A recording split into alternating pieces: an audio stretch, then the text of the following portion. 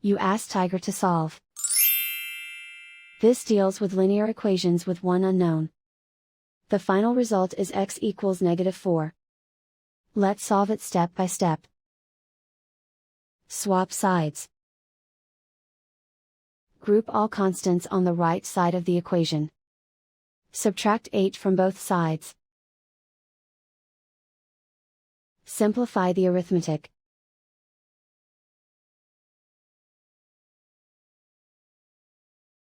Isolate the x. Divide both sides by 12.